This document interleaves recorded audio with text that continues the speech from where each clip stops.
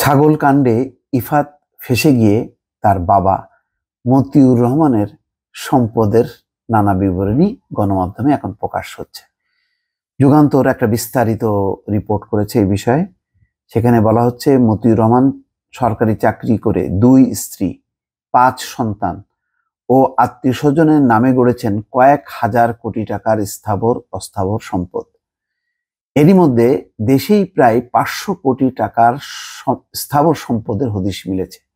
ঢাকা, গাজীপুর, সাভার, নরসিংদী ও বরিশাল সহ দেশের বিভিন্ন জায়গায় বাড়ি, জমি, ফ্ল্যাট ও প্লট রয়েছে।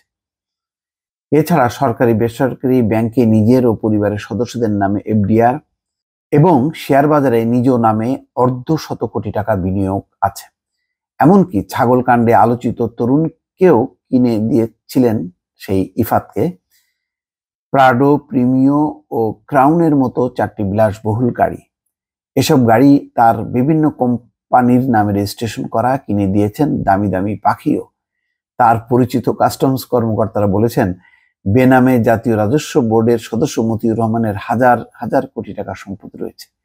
আমি আশ্চর্য হই যে একজন কাস্টমস কর্মকর্তা, একজন পুলিশ কর্মকর্তা বা এরা কিভাবে এক জীবনে এত সম্পদ করে, কিসের জন্য করে, কিসের নেশায় করে, কত টাকা মানুষের লাগে, এটা আমি হিসাব মিলাতে পারি না। যে সম্পদ গড়ছে তো গড়ছেই, তার কোনো শেষ নেই। অনুসন্ধানে জানা গেছে ঢাকাতে অন্তত 2 ডজন বিলাসবহুল ফ্ল্যাট রয়েছে মতিউর রহমানের স্ত্রী, সন্তান ও ঘনিষ্ঠদের নামে। বসুন্ধরা ডি ব্লকের 7A রোডের 384 নম্বর ভবনের মালিক তিনি। 7 তলা ভবনের প্রথম, দ্বিতীয় তলায় প্রথম স্ত্রী নরসিংদীর রায়পুরা উপজেলা চেয়ারম্যান লায়লা কানিসকে নিয়ে সপরিবারে বসবাস করেন। গুলশানের শাহাবুদ্দিন পার্কের পাশে 83 নম্বর রোডের 11 নম্বর প্লটে আনোয়ার ল্যান্ডমার্কের বেক পার্ক ভিউতে রয়েছে 4টি ফ্ল্যাট। এতো বেনজিরকেও ছাড়িয়ে গেছে। দ্বিতীয় স্ত্রী শাম্মী আক্তার থাকেন লালমাটি 8 নম্বর রোডের 41-2 ইম্পেরিয়াল ভবনে। কাকরাইলেও একটি ফ্ল্যাট রয়েছে ছোট স্ত্রীর নামে।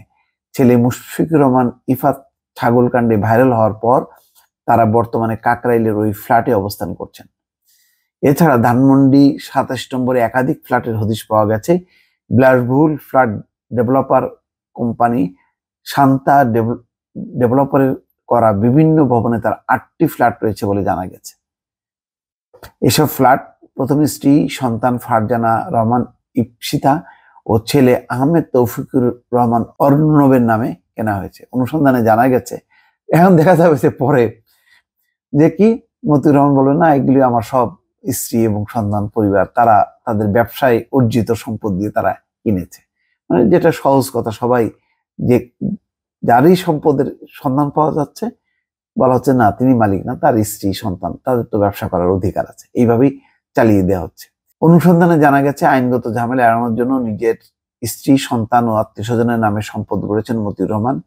টঙ্গীতে 40,000 বর্গ ফুটের এসকে টিমস নামে ব্যাগ ম্যানুফ্যাকচারিং ও অ্যাক্সেসরিজ কারখানা আছে তার। যদিও কাগজে কলমে কারখানার মালিক তার ভাই MA কাইয়ুম হাওলাদার। ময়মনসিংহ ভালুকায় 300 বিঘা জমিতে ও বরিশালের গ্লোবাল শুজ নামে 2টি জুতা তৈরির কারখানা আছে। নরসিংদীর রায়পুরায় wonder park and eco resort রয়েছে। এসব রিসোর্টের মালিকানা আছে তার ছেলে ও মেয়ে। এছাড়া পূর্বাচলে আপন ভুবন পিকনিক অ্যান্ড শুটিং স্পটের মালিক তিনি। দেশের নামকরা ডেভেলপার কোম্পানিতে তার মালিকানা রয়েছে। দর্শক, আমার মনে হয় যে থামি, আর যে পরিমাণ বিবরণী এখানে আছে এটা কষ্ট করে আপনারা পত্রিকা পড়ে যদি আগ্রহ থাকে দেখে নিন। কিন্তু আমার কথা হলো, ঠিক কিভাবে সম্ভব দিনে দুপুরে ডাকাতি? এগুলি তো আর একদিনে হয়নি। এই যারা এইসব কর্মকর্তারা দায়িত্বে আছেন তারা চাকরি জীবনের থেকেই শুরু করেছেন এবং যখনই নাকি দায়িত্বপূর্ণ পদে এসছেন তখন তারা এই ধরনের সম্পদ গড়েছেন। তো এইসব সম্পদের এই যে গড়ছেন, কাস্টমসের মানুষজন যারা ব্যবসায়ীদেরকে ধরে বা ইন্ডিয়ারের লোকজন সাধারণ মানুষকে ধরে, তারা নিজেরাই যদি দুর্নীতিতে নিমজ্জিত থাকে, আর তাহলে কাকে ধরবেন? যে দুর্নীতিবাজদেরকে ধরবেন তাদের সাথে আপোষ রফা করি তো তাদের কাছ থেকে ভাগ বটারা করেই চলছেন। তাহলে এই যে মিলে মিশে দুর্নীতি করতে করতে দেশের মানুষ আসলে নিঃশেষ হয়ে যাচ্ছে। দেশের সম্পদ কিভাবে পাচার হয়, কিভাবে মুষ্টিমেয় লোকের হাতে কুক্ষিগত হয়ে যায়, এগুলো হলো বড় প্রমাণ। তার মানে হচ্ছে কোথাও সুশাসন নেই, জবাবদিহিতা নেই এবং বিচার নেই। তাই যদি থাকতো তাহলে আমার ধারণা যে এইভাবে অঢেল সম্পদ গড়ার সাহস কোনো কর্মকর্তা পেত না। দর্শক ভালো থাকবেন, আল্লাহ হাফেজ।